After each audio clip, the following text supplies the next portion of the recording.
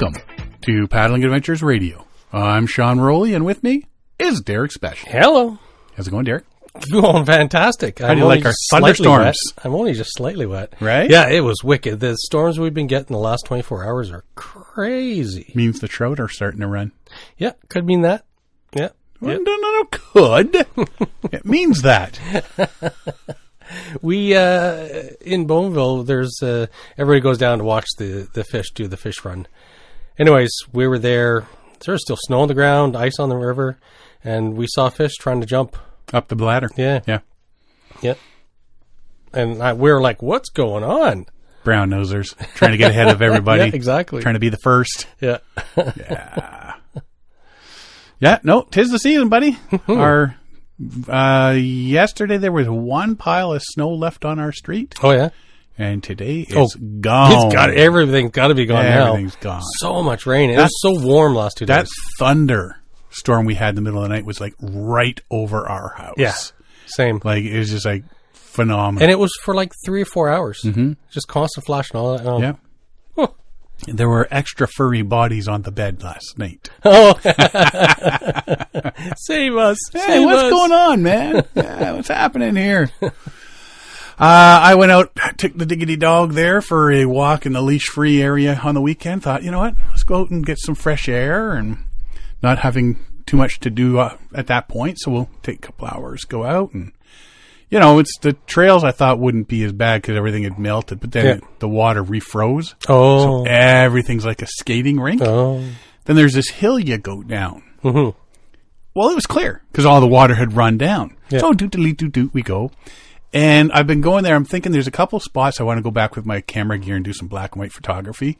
So I'm sitting there, this will look good. I want to take a picture of it with my phone so that I can, you know, sort of visualize it and then come back with my gear when there's no ice and stuff. So I take the picture. I take one little step back, found a root. Down I go like a sack of potatoes. Sliced my hand up, bruised my elbow. And it's like, well, at least there was nobody watching. The dog's looking at me like, dumbass.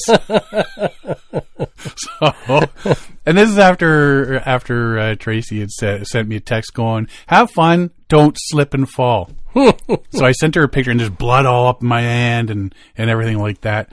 And she says, because she's a nurse. Yeah. So everything is like, I swear, if I got a hangnail, she's looking to get me into a cast. Peroxide, stitches. Band-Aids, cleaning. Oh, yeah.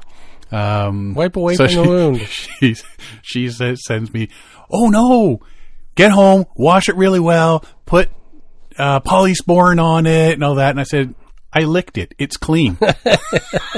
All good. I licked it. It's clean. If you have a significant other that is a nurse, trust me, that's the best thing to say. As long as I've known her,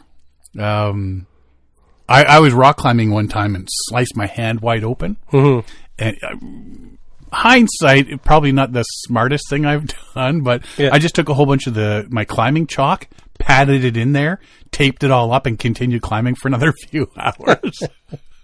Got home. Oh, there was a lot of dirt in there.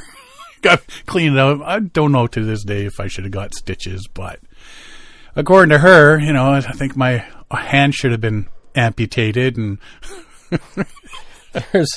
there's I've seen a couple stories come up recently about this, about people getting cuts, getting licked by a dog. So there's Pasteurella capnostophaga. Oh, yeah, big diseasey words. Big bacteria words. Anyways, you can get a really bad infection from letting a dog lick a cut. That's why I didn't let my dog lick the cut. I licked it myself. Do it yourself. Right? This is a self-serve first aid center. She's looking at me. I ain't licking that. Ew. Yes, exactly. The dog will go out in the backyard and eat her own poop, but she won't lick a bloody hand. Thanks, pal. Gearing up for some canoe trips this year. And we were just looking at Amazon so I can go get my convict shirt. But I'm going to do that. For those that don't remember, scientists did a study. They painted cows like zebras. Yeah. And the cows that they painted like zebras. And yes, I'm sure it was removable paint. Zebra? a zebra. The ones they painted that black and white stripes were harassed less by the bugs. I've heard than this. the ones that weren't painted. And so I'm thinking, because I was talking about doing this last year, but it was too late for the really big bug season. Yeah. But I'm going to go grab I can just get one cheapie off of Amazon. Yeah. But I'm wondering, convict stripes go left and right. Oh, yes. And referee stripes go up Vertical. and down. Yeah. Does it make a difference if it's convict stripes or referee stripes? Well, referee stripes would be less insulting for the ex-cons. Are you making fun of me? You never know.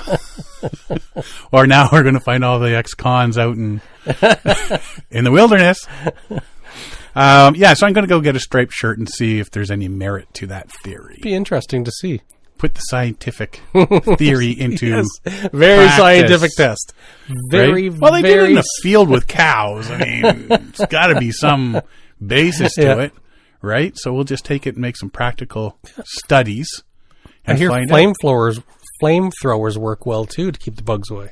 Yeah, but when you're sitting there camping underneath those nice trees, Or under a tarp or in a tent. yeah, I think that has more of an issue. Whoa, my tent leaks. Might be that big flamethrower hole right through the middle. Yeah, but do you see any bugs? Yeah, exactly. Oh, the good times. Yeah. I'm looking forward to this paddling season so much. Once my bruised elbow heals. The wife thinks I'm a dumbass, and I just keep proving her right. Well, I don't want to make her think it was a phase. Yeah. A phase. I need to be consistent. He'll grow out of it. No, he won't.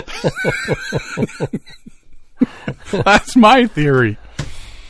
What else is up? Nothing? Not happening? Nothing happening? Not much, no. Not much. Really? Just plugging away at work, planning some canoe trips. Yeah. There are some, I think they're all the same weekend, but Float Your Fanny Down the Ganny's coming up. That's coming up, yeah. Yeah, there's a few things coming up. Yeah. One of the longest canoe races in Eastern Ontario is taking place. It's coming up. That's the April 11th, too. That's what the Canoe Symposium at the Canoe Museum is on that day. Oh, yeah, I have tickets for that. So do I. One of the longest canoe races in Eastern Ontario was taking place in the picturesque spot located just over 4 hours from Toronto in April. 53rd annual Raisin River Canoe Race will run April 11th on the United Counties of Stormont, Dundas, and Glengarry, also known as SDG counties. I got sent this article about this race so many times. It's like, okay, how come none of you people actually race it? Yeah. I've never raced it, but I have watched. When I was in college, a couple of my buddies, they did the Raisin River Canoe Race, and at the typical spot, which is one of the more popular spots to stand by and watch the race, and there's a lot of people there. It was raining that day, and there's still a lot of people. The Martintown Dam. Yeah, so we were watching. They shot the dam, dumped coming out of the dam, and then they wrapped their rental canoe around a tree. It folded. Better than their own canoe. The bow and stern were kissing each other. It was wow. Do you offer canoe pickup? Yes, we do. Okay, you can go pick it up in the river. You need waders. It's wrapped around the tree. Trust me, you'll see it. It's the only one there. Yes. It's red. You'll see it. Thanks. I'm going to recommend your store to everybody I know. Yeah, they straightened it out, but there's clearly damage.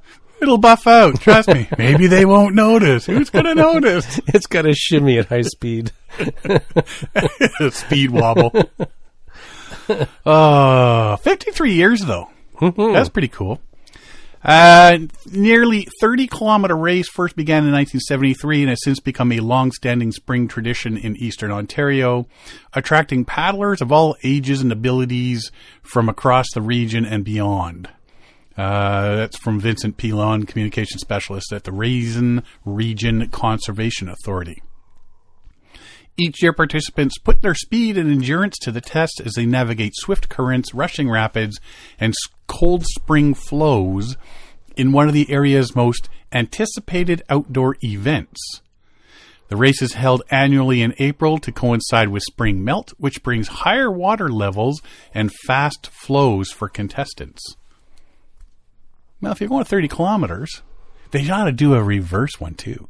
Oh, yeah. So then you got to go back up. Upstream. Could you imagine that this time of year? Could not imagine. Yeah.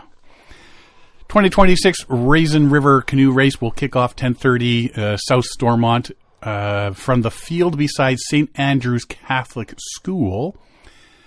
Course travels down the river before concluding in South Glengarry's Williamstown. The race has been steadily growing in popularity since its start. Last year, in 2025, it reached record registration numbers with 318 boats, 498 paddlers. That's a lot. That's amazing. That's almost like too many. Yeah, I know. And then, I mean, you think about the parking logistics and everything like that, too, just to get your boats to the water. But still, like, over 300 boats going down. Mm-hmm. Whew. Canoes, kayaks, stand-up paddleboards, all zipping down there. Average time to reach the finish line was 4 hours and 17 minutes. Fastest time clocking in at just over 2 hours and 34 minutes. Because apparently on that Saturday, they had other things to do. Gotta go. 2 hours, 34 minutes. All right, pack them up. Let's go. Spectators are also encouraged to come out and enjoy the action. Apparently this Martintown Dam is like one of the most popular spots. Yes. Between 11:30 and 1:30 is a good time to be is a good time to come and see the chaos. And so at that dam, apparently you can either get out and portage around on the left, or there's a single chute, and you have to do it single file. So if there's 20 of you got to wait your turn. Yeah, there's a long, skinny tongue you got to shoot through the middle. Yeah, hopefully. So the dam is also a bridge. So you drive over this thing, and so you're basically standing along the shoreline or standing on the bridge watching people disappear underneath it. Throwing watermelons. Each year, hundreds gather along shorelines and bridges at key viewing points to cheer on racers as they pass by in canoes, kayaks, stand-up paddleboards. The race is a wonderful way to bring community members and visitors together to celebrate and enjoy the local river. After the race, a dinner takes place at 19641 County Road 19 in Williamstown, where race results will be announced. $12 for the dinner. Public or everybody's allowed in. So it's not just for the racers themselves. Yeah. So public are allowed in. New this year, the SDG Historical Society will also be part of the post-race dinner to showcase the role of Raisin River within our communities over the past centuries. A little bit of learning with your dinner. Right? Dinner and learning. For those who are interested in taking part in the race, participants can pre-register online anytime before April 8th at rrca.on.ca. Limited registration may be available on race day, space permitting. So it's not that expensive. They do it by boat, not by person, which is nice. Recreational canoes, pro canoes, 17-foot open, 2-people kayaks are all $40. If you register online, if you register race day, add $20 to that. So it comes $60. Single pro canoe, single rec canoe, single long kayak, single short kayak, and stand-up paddleboard are all $20 or $30 on race day. Offering discounts at $10 per boat for student paddlers who register online. So if you and someone else are going to go, you'll save $10 on your $40. Canoes over 17 feet are considered to be in the pro category. Canoes under 16 feet are considered recreational. And those between 16 and 17 feet fall into the 17-foot open category. Curious. Hmm. They're all $40 regardless. Yeah, it doesn't matter. Paid play. Yeah, it's just if you're. I don't know what the difference between the pro. What would be the pro? I guess they just want to break it down into groupings. Right. Everybody's got to be labeled. Easier now. to give away prizes. Yeah, more prizes. Yeah, right. So if you're looking at joining something like that, April 11th. Yeah. rrca.on.ca. Raisin River Canoe Association.on.ca. Yeah. Woohoo! Go do it. And don't wrap your canoe around a tree. Exactly. Those are the people that Derek used to hang out with. Be my old military buddies when we were in college. St. Lawrence College, Cornwall, Ontario. Woohoo! Mm-hmm. Speaking of races, the Thames. You heard of it? Thames River? I may have heard of it. Yeah. It's been around for many, many years. There's one thing I want to do, and I follow a lot of people that post about it online.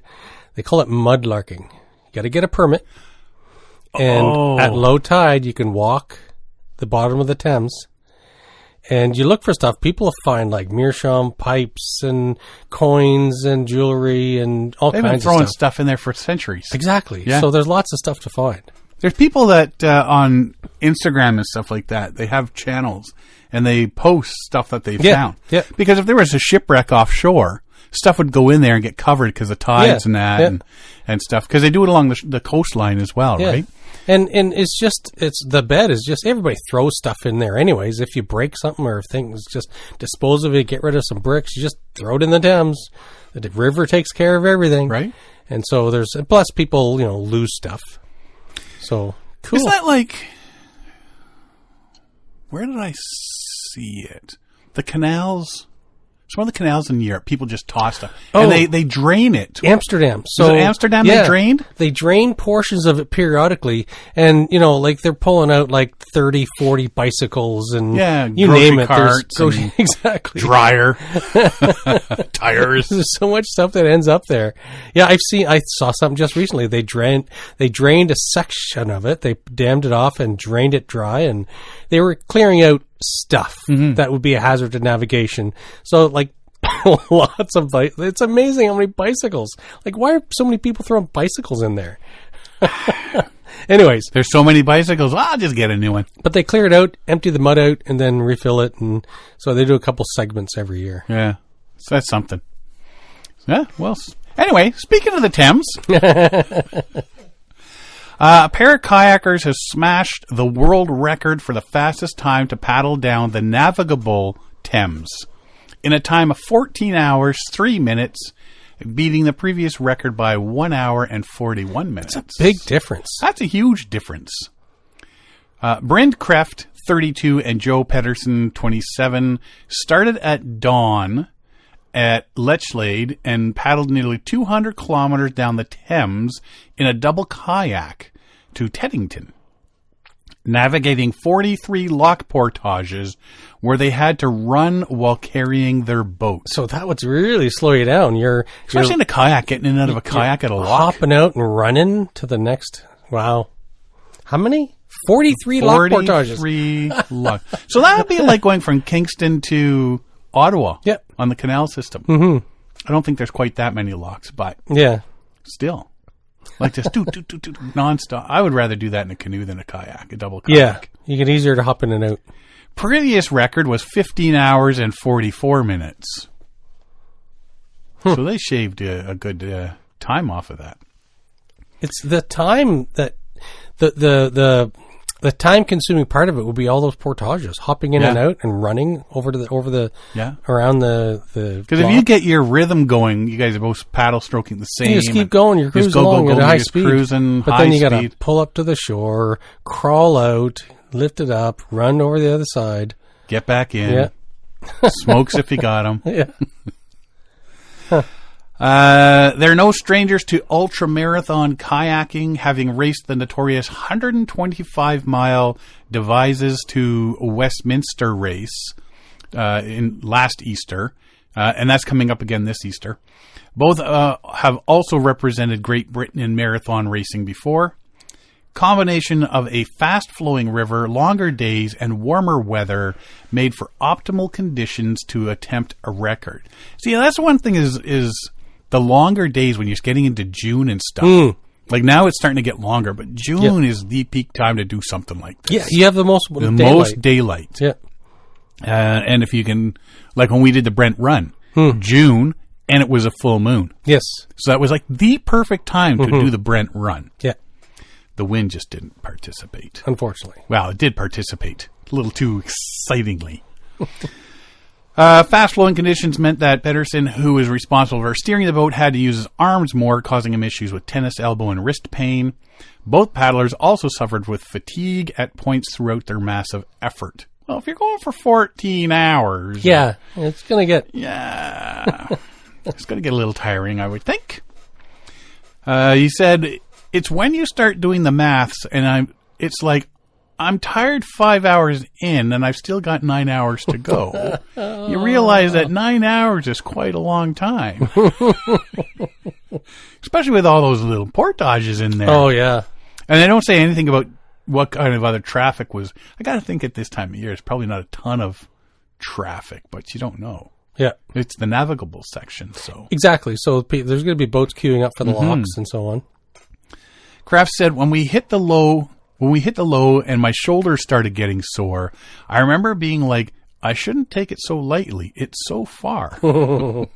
I was going into it a little bit more like, this is just a lighthearted adventure, which meant that I was not quite prepared for how painful it would still be. Yep. Right? The pair were met at points by supporters on the riverbank. I was very touched. They thought it was a worthwhile, interesting thing to do, to come up and say hi, says Kraft. Pedersen's highlight was Molesley Weir. He said there were so many people there, everyone was really lively.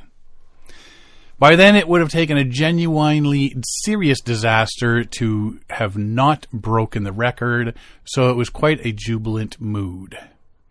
Pedersen and Kraft had a support crew who provided them with food and changed their drink bottles at portages. Support crew had an important role because fueling is a key part of success in ultra challenges. Pedersen fueled himself with carbohydrate drinks, flapjacks, and boiled potatoes. Flapjacks? Pancakes. Pancakes and boiled potatoes? And a couple of drinks. I think I take granola bars. They are British. How do you eat that on the go, though? Like, it's not something you just stuff in your face. So it's a potato burrito with a flapjack as the wrap. It would have to be. Wrap the boiled potatoes in the pancake, stuff it in your face, wash it down with a carbohydrate drink, and off you go.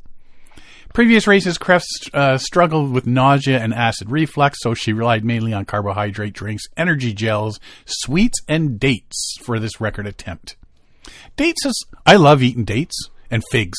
I'll get one of those rings of figs when I go shopping. Oh, yeah. And I just sit there and I'll mow down on them. I've never taken them on a trip, though. They store well. Mm-hmm. They don't spoil easily. Yeah. Huh. After paddling the final stretch in darkness, the pair celebrated their effort in Teddington with sparklers alongside paddlers from Richmond Canoe Club, where Pedersen trains. There's definitely a bit of euphoria when you stop, he says, but the next day is akin to a hangover. I felt like I could move around, but I just felt tired and weak and headachy. I couldn't feel my fingertips, which is still a bit of an ongoing issue. Well, you gotta think so. You're going for 14 hours and then all of a sudden stop. Everything sort of catches up, right? Kraft says, when I get off the water, I feel like the ground is rocking, almost like I've been in the water for so long that I still feel like I'm rocking. So for a while, I thought I was just dizzy and I just needed to sit down. As a young athlete, Kraft used to hate longer distance run races, gaining the nickname Short Course from her coach because she would quit training sessions and efforts early. She attributed this to a lack of confidence, something which has developed over the years. She grew up in South Africa, where she got into kayaking through the sport of surf lifesaving, which involves swimming, running, paddling a kneeboard, and paddling a surf ski. Upon moving to the UK, Kreft joined Oxford Falcon Boat Club at the age of 27, gradually made her return to competitive racing.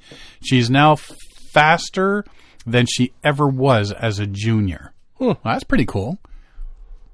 Lots of practice. Pedersen joined Banbury Canoe Club, age 13, to kayak with friends. And he says, there was a great group of people there, and I think it's always easier when you're going down to train with people you like seeing. Back then, I still am, but I was very competitive, so I would work really hard to do better, and that kind of carried on. The pair will also both compete for the opportunity to represent Great Britain in marathon kayaking this summer. Kreft will also represent Great Britain in ocean racing.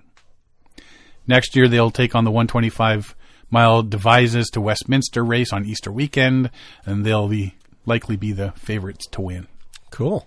Because you always wonder, after something like that, doing the Thames and like a long thing like that, how bad do you feel?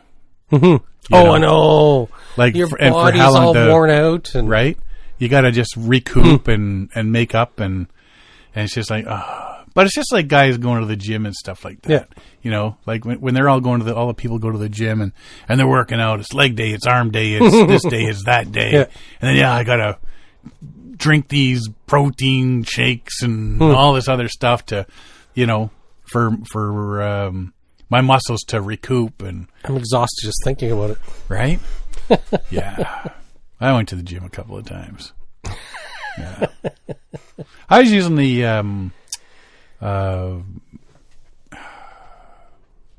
running machine thingies there. And the rowing machines. Oh, yeah. Right? To get the legs going and the cardiac and stuff like that.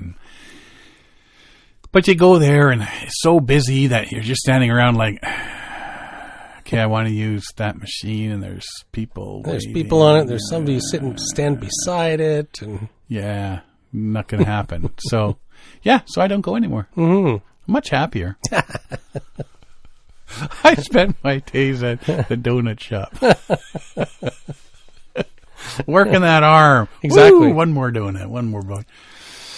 Little update on Banff. Oh, yes. Banff, they're closing everything and all that sort of stuff. As we knew would happen, some people are not happy. Of course. Some paddlers are calling on Parks Canada to consider stronger enforcement and cleaning stations before closing most of Banff National Park's rivers and lakes to canoes and kayaks to help prevent the spread of whirling disease. Parks Canada, as we mentioned there, had shut down paddling in the Bow Lake, Moraine Lake, along with much of Banff's backcountry, except about 20 popular water bodies to help prevent the spread of this aquatic invasive species.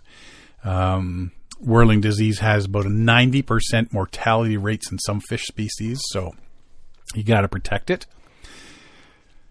Michael Holroyd, executive director of Alberta Whitewater Association, said many of the group's members are devastated about the impacts on their recreation.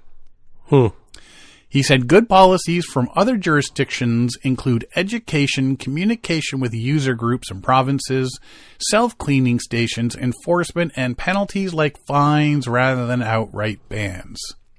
Fines are great if you get caught. That's my opinion. Exactly. Fines don't mean diddly squat if the persons don't get caught. We've been asking for consultation for a few years, but they chose to simply drop regulations on everyone rather than learning more first. I don't think it's that simple, buddy. No. We think Parks is taking the easy way out instead of addressing the problem and maintaining recreation. But you have to operate based on the lowest common denominator, and that's the people who don't follow rules. Who are going to say, my boat's clean enough. Yeah. It's not a problem. I don't care.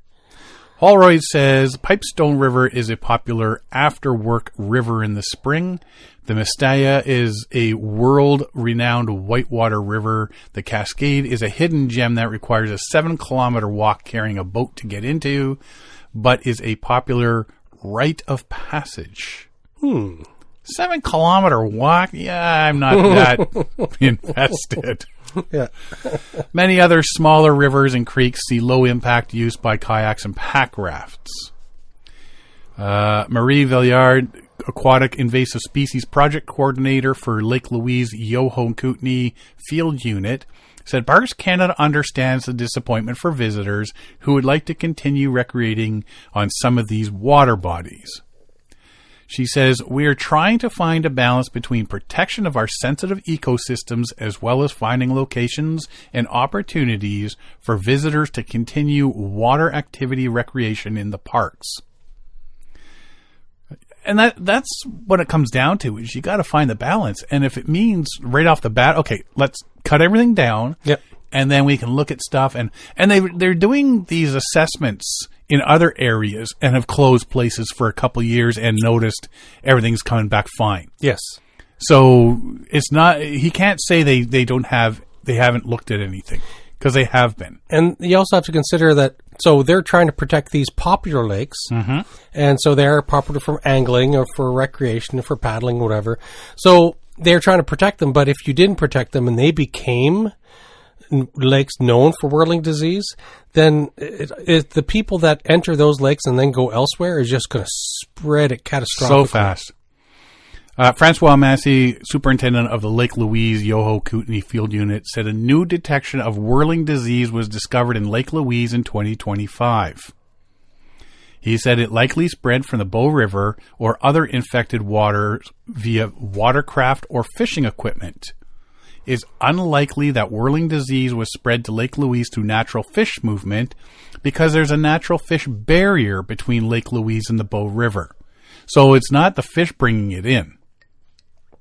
Exactly. Right? It's recreationalists. So, and I will say, as much as I sympathize with the paddlers, I think the protection of the Rockies and their waterways is a tad more important. Yeah. For us, if all of a sudden they said no more paddling in Algonquin Park, and that's 7,700 square kilometers of paddling. That'd freak people out. That would more than freak people out. If they said no more paddling, no more swimming, no more fishing, no more, you keep your butt on dry land. Like, that would be just like, but at the end of the day, if they're doing it for like a couple of years to protect and make sure that is there for the future. What lake is it that has the blue-green algae that they've closed down? Lavier?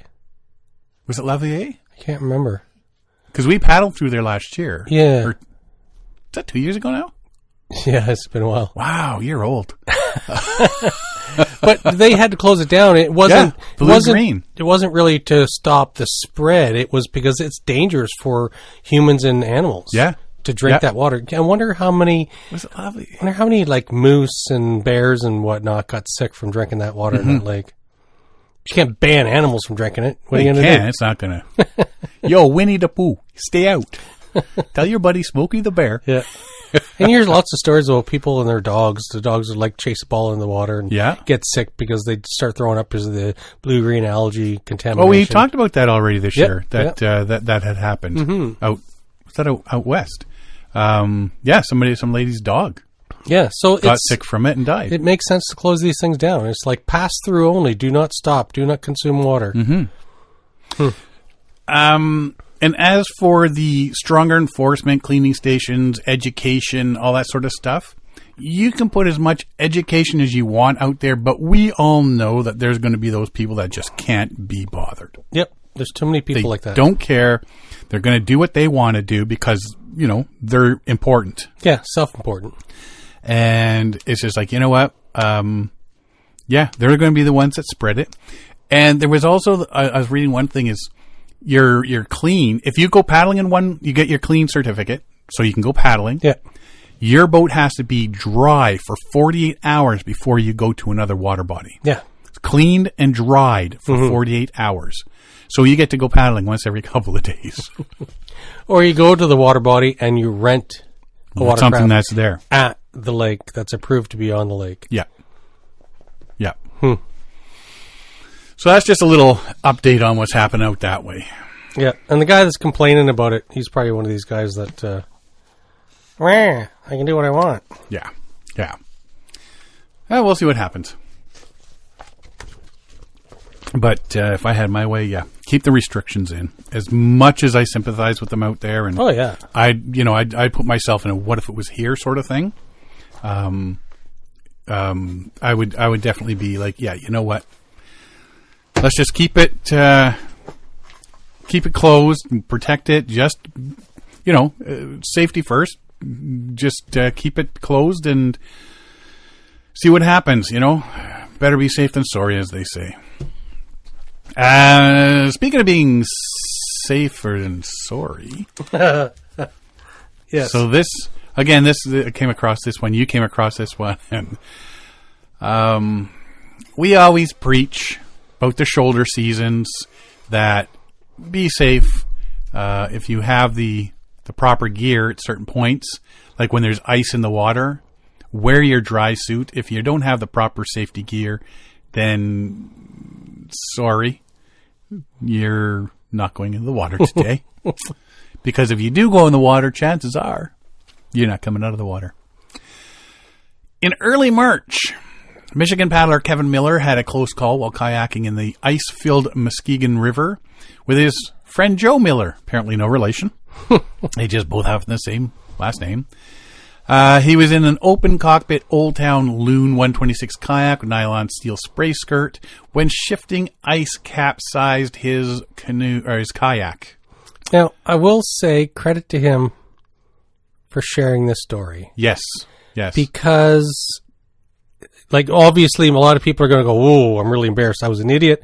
I did this, I did that. I'm not going to talk about it." But credit to him, she's sharing the story online, and it's going to help somebody out there. They're going to go, "Oh, I love me a good old learn from other people's mistakes story." Yes. I prefer to learn from others' mistakes instead of my own. Your dumbassness stopped me from being a dumbass. Exactly. My wife thanks you. So he wrote a Facebook post about the incident and what happened, and this is what it is. I wanted to share a story of a recent kayaking adventure that was unlike any other. We entered the water, and the river was absolutely beautiful, and we were off. It started with an incredible experience of floating on an iceberg for nearly 25 minutes. You lazy. As the ice began to break up, we slid back into the water exactly as planned. However, while maneuvering the next area, my kayak was caught in churning water. Despite my efforts to stay upright and reach a sheet of ice where Joe was positioned, a surge of large ice pieces hit my kayak and dumped me into the water. Before I could react, I was sucked under the ice. My inflatable PFD deployed, but I lost my glasses in the process. I was trapped under the ice for about 45 seconds and moved 40 to 60 feet downstream. It was the longest yet fastest 45 seconds of my life. I tried to break through the 6 to 8 inches of ice wherever I saw light, but it was impossible. Just as I reached the point where I could no longer hold my breath and had accepted the situation, I saw light above me. I reached up and realized I had resurfaced. Joe had some bystanders on the shore, and they were screaming that I was out. Joe managed a perfect shot, pushing his kayak right into my hands so I could steady myself. I held on and swam towards the shore, while making sure Joe and the others stayed out of the water for their own safety. Bystander helped pull me up onto the shore and up to a hill to safety. EMS arrived shortly after to assess me. Miraculously, my only injuries were some abrasions to my face, bruised hands from fighting the ice, and a few bumps on my head that required 3 staples. I was taken to a local hospital where they used a bear hugger to warm me up, and I was released a few hours later.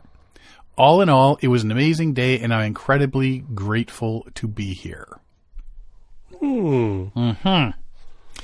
Data from the U.S. Geological Survey shows that between March 3rd and 10th, 2026, Muskegon River levels near Croton, Michigan rose from approximately 5.2 feet to nearly 7 feet.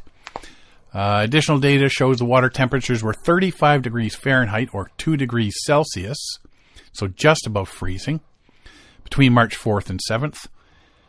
Miller shared that he was wearing neither a dry suit nor wetsuit during the incident, and his core temperature emerged from 10 minutes in the river was 98.2 Fahrenheit, 36.8 Celsius. This isn't too low. Isn't too low, but he's damn lucky. Yeah. Oh, yeah. It's the oxygen that... Yeah. You got a little bit of time before you get hypothermia, but the oxygen is less. Yeah. Comments on his Facebook post varied from "you are lucky" to more harsh comments. It took courage to post this. You could very well save a life by allowing others to learn from your close calls, wrote one commenter. Others noted clear lessons from Miller's experience. First, I'm glad you survived. Said another commenter before noting a few takeaways from the experience, including avoiding paddling on moving current with thick ice sheets, the importance of a dry suit in winter paddling conditions, and the importance of a foam PFD for paddling in cold conditions. You are also brave to put this out there in this group. Take what you've learned and share it with others so you might prevent someone else from making the same mistakes. Another commenter who shared that he regularly paddles with ice on Lake Superior noted that floating and drifting ice can be one of the most dangerous aspects of winter kayaking. Even a gentle breeze can move the ice around and block you from your takeout, he said. The best plan is, if things are iffy, is to leave your kayak on the car. Mm-hmm. Mm-hmm.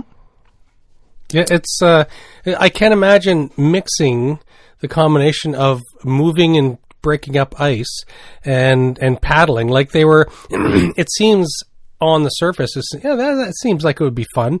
They're going to ride down the river and they run up on top of some larger ice floes and sit on it and float down with it.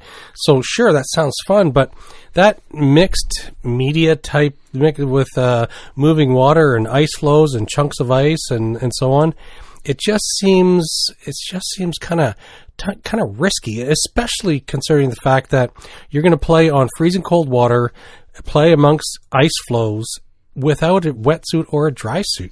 Yeah. So it's like, what was I don't know what the thought process going into that. And yes, he had a inflatable PFD, but you're relying heavily on the automatic feature of that PFD. And if it malfunctions, right?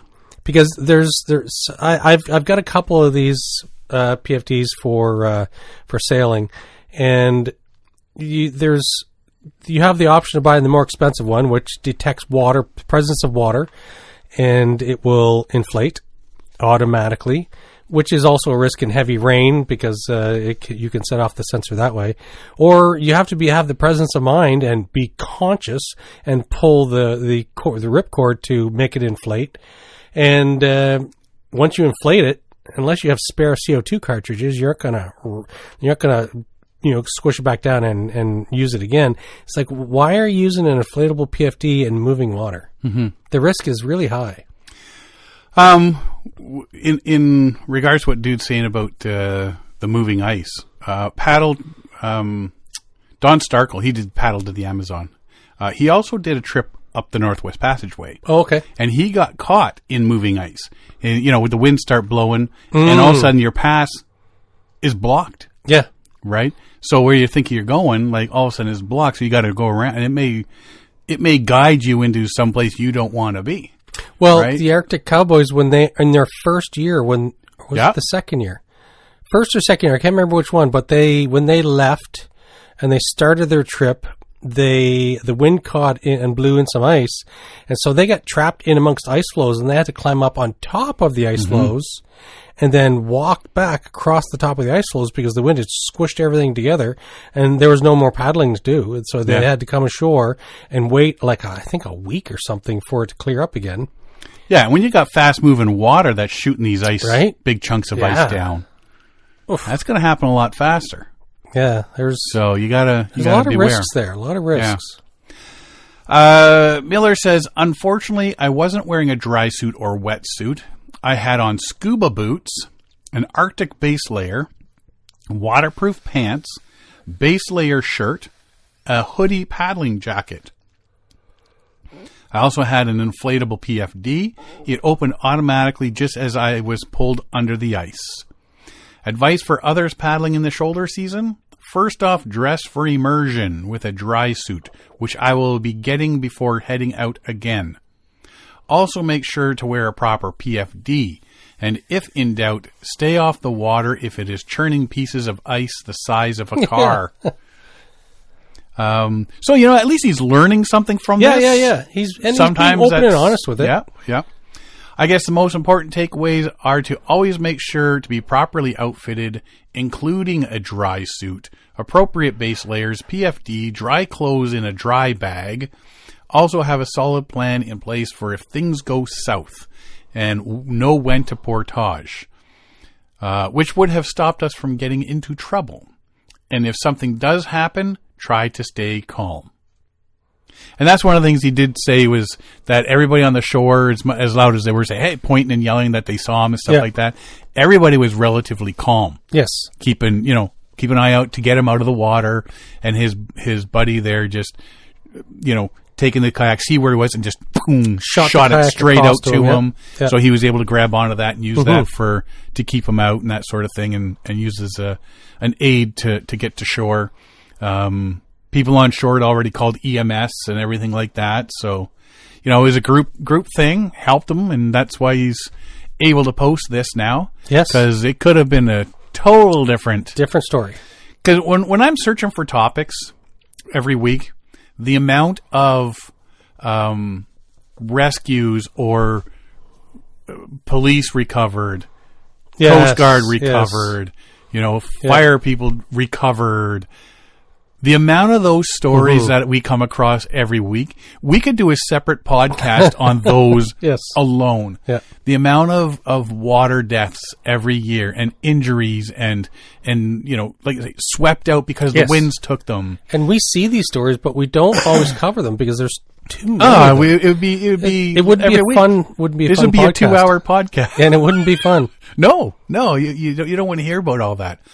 So hearing him come out with this sort of stuff and say, hey, here's, from somebody that survived, it could have totally been going the other way. And it could have been a topic I skipped over because it didn't go the way he needed it to go. So yeah, pay attention to this one if you're going out in the early seasons, paddling seasons. I know it's, especially up here in Canada, everybody's eager to get back on the water and get out for their trips and stuff like that. It's been a long winter. Everybody's, tired. They get tired of it this time of year. Yeah. They see the water opening. Here in Southern Ontario, we've had a lot of snow and late snow and delayed spring and so on. People are anxious to get out there, but you have to be smart about it. Go out for hikes first with your dog. Exactly. Fall on your ass. Yep. Cut your hand out. Lick it clean. Find bears as they come out of hibernation. Right?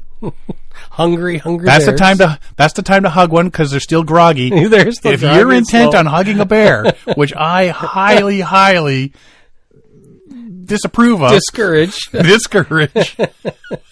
But if you're gonna. They're groggy at that point. But they're going to be angry because the first thing they're doing is getting rid of that clog that they have there to keep themselves cold. So they've been laying there in hibernation, and they've got a lot of waste to vacate.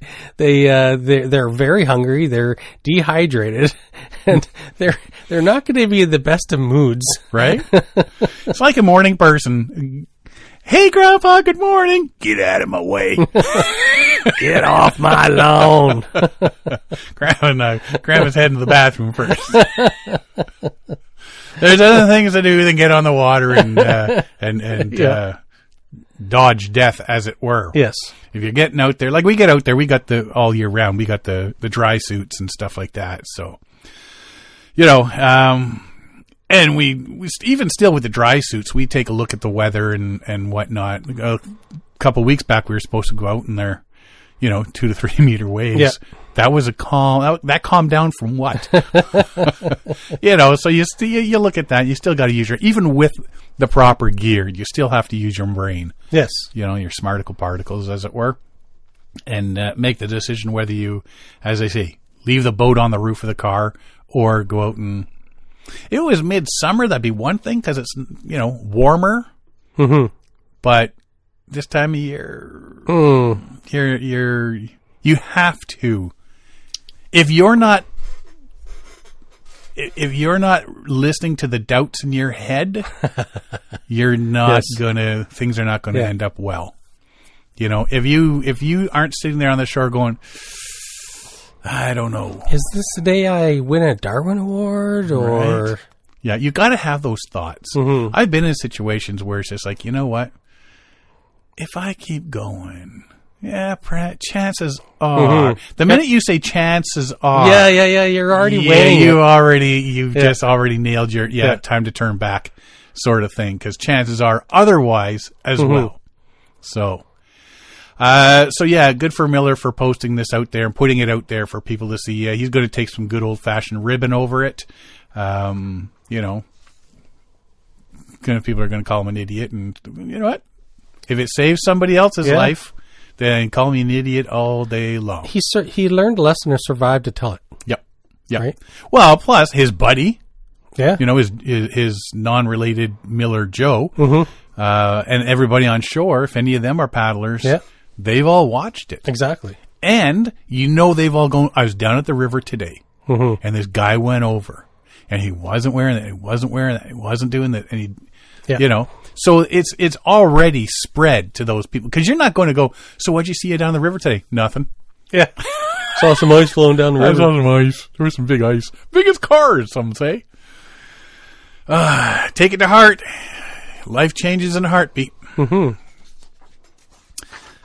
Let's touch on some rafting, shall we? Colorado rafting season. Colorado's dry winter is now raising concerns about what summer recreation could look like, but rafting outfitters say the outlook isn't as bleak as it might seem. Dillon Reservoir low snowpack paints a concerning picture, with statewide levels dipping to record lows. But according to AVA Rafting and Ziplining owner Duke Bradford, snowpack is only part of the equation. But it's a big part. Yep. Bradford said rafting conditions depend heavily on spring and summer rains, especially on free-flowing rivers like Clear Creek near Idaho Springs. He explained what river levels measured in cubic feet per second could rise dramatically overnight with the right storm. But that's a one-time thing, though, because once that water goes, Mm-hmm. the CFS can go up and double overnight, so we like our opportunities here, he says. While the lack of snow melt can contribute to lower, slower river flows, Bradford said it didn't necessarily hurt his rafting experience. In fact, calmer conditions often made trips more accessible for families and less experienced rafters. True. Yep. Because, some of the things is, I'd love to try that, but, I've seen the pictures, and that's a bit too much for me. Well, if it's half that height, okay, we're in. Is it going to be the biggest whitewater we've ever seen? Probably not. But I'm not sure that that's always the focus. Sometimes it's just getting out on the water and enjoying the beautiful scenery out there. Also true. He also pointed out that Colorado's system of dams and diverse river basins allow rafting companies to adapt based on when the water is released, as well as what system feeds that system. If one river runs low, outfitters can shift operations to another with better conditions. We will go where the water is, he says with a smile. Bradford explained he's seen dry years before, including 2002, and emphasized that it was still too early to determine how this season would play out. With April snow and May rain still ahead, he remained cautiously optimistic. But he says, at least they know they have options. Yes. And there's those people that love the big whitewater river raft trips. Oh my God, we're going to die or pretty close to it. But it's nice to get out there with some families and, just getting out into the scenery on the water itself. So hopefully it's the best of both worlds this year for them. Mm-hmm.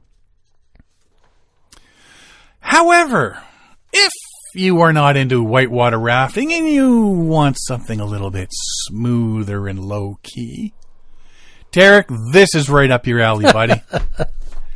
Okay. But you got to go to Lake Tahoe. I know some people that did something like this. In Lake Tahoe or elsewhere? Just locally. Lake Tahoe Yoga and Tahoe Tastings are thrilled to announce the exclusive new collaboration, Boat to Board Adventure Yoga. A unique all-inclusive summer wellness experience that blends scenic cruising, stand-up paddleboard yoga, and luxurious lake-level indulgence. Sounds fascinating. Launching summer 2026, this private chartered experience invites up to 6 guests aboard Legend, a classic wooden motor yacht operated by Tahoe Tastings for a 3-hour journey. And we know what happened in the last 3-hour journey. Yes, 3 hour. How did they get so far on a 3-hour tour? I don't know. But if there's a guy Gilligan on this boat, count me out. 3-hour journey to one of Lake Tahoe's pristine and secluded coves. Once anchored, participants will step off the boat and onto their boards for an all-level guided paddleboard yoga session led by Lake Tahoe's yoga's experienced instructor. Guests have the options to elevate the experience with curated add-ons, including a locally prepared brunch, a celebratory toast, all enjoyed while floating on the crystal clear waters of Lake Tahoe. It does sound kind of interesting, except for the yoga part. As I say, my downward dog would be downward drowning dog. The experience, boat charter, paddleboard yoga, photos, optional food and beverages. Capacity, private experience for up to 6 participants. Pricing starting at $1,700, which is like $280 a person if you get all 6 of you. Mm-hmm. Duration, 3-hour tour. Departure, Tahoe Keys Marina. Seasonal availability, summer only, weather permitting. Whether you're celebrating a special occasion or simply seeking serenity on the water, the boat-to-board adventure yoga experience is a unique way to connect with nature, care for yourself, and enjoy the best Lake Tahoe from a fresh perspective. So even something like, you see the bridal parties and stuff like that. They go down to Vegas and stuff like that. Yeah. This is... if you got a big enough bridal party. Still, you get out there, you get a boat ride out there for, get out, do some yoga. It's a nice experience. It's a nice experience to do something like that. Like, I've done yoga. Like, we go on vacation somewheres and whatever, go away for a week of skiing, and there's usually a bit of yoga once or twice during the week that I'll join my wife for and whatnot. But I cannot imagine doing that on a stand-up paddleboard. The muscle control and the balance you'd have to have. Balance is for chumps. I know some women at work who've done this, like just paddleboard yoga, and I don't know how. I don't have the right balance or muscle control to Part of it too like is that. you watch some of these yoga people. And they do everything like slow, like Tai Chi almost slow. Yes. You have Whereas to. me, okay, now get in this position. Flump, flump, flump, flump. It's like a fish flopping out of water, right? Just snap the paddleboard in half. No, I've not done the yoga thing. Oh, here, do this. Can you do this? Yeah. Can you do this? Yeah. Can you do this? There, you're doing yoga. Yeah, that wasn't fun. Just because I can do it doesn't mean I have to. LakeTahoeYoga.com for more info. It does sound like something nice to do. If you're looking for something a bit different and, you get 6 of your friends out there or something like that, just to low-key, relax, have some giggles. It's totally a bridal shower type vacation event. I'm thinking this is a bachelor party thing. No. Trust me, what could go wrong? Six dudes out doing yoga. Sean, nice yoga pants. Thanks, pal. Lululemon is not my friend. Are you wearing a jock with those? Oh, those are really stretched tight. They're transparent when they're stretched tight. They didn't make them in extra big. Oh, man. Well, at least you got the pink ones. Yeah, go check that out. LakeTahoeYoga.com. And it's a really nice boat, too, that they're on, too. It's an old classic wood motor yacht. What else we got? Last thing here, outdoor shows. We're getting to the end. Ottawa Outdoor Adventure Travel Show, April 25th to 26th in Nepean, Ontario, at the Nepean Sportsplex. Free admission and parking. Outdoor gear and equipment and paddlecraft. AdventureOttawa.ca for more info. I said it before and I'll say it again. How is it free? I don't care. It's free. I might go up and visit my brother that weekend and go to the show as a side gig. Cool. That'd be good. Lock and Paddle, Lachine Canal in Montreal, Saturday, July 11th.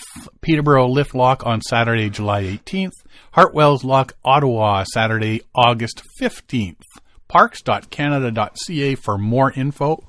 If you've never been to one of these, especially if you're in the Peterborough area, go check one out. Oh, it's fun. The Lachine and Hartswell in Montreal and Ottawa are still small. Mm-hmm.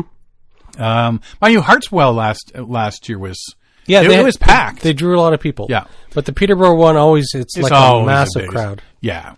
The Ottawa and Montreal one are going to pick up when it gets more interest going and people realize it's happening. I still say you got to get back to doing the nighttime ones because those are awesome. I think the liability issue is, you wouldn't know till morning that you lost somebody. That sounds like a them problem. Well, I mean, by that point, their carcass is headed out into the lake somewhere, so you can't prove it. Down the Otonabee River. Yeah, see? What else? I think that's it. I've got nothing to add. Well, I do. As we were recording, my wife was messaging me. We had all that rain. Yeah? She goes, so in our basement, coming out of somewheres, there's water pouring across the floor. Not a lot. It's a puddle. Uh-oh.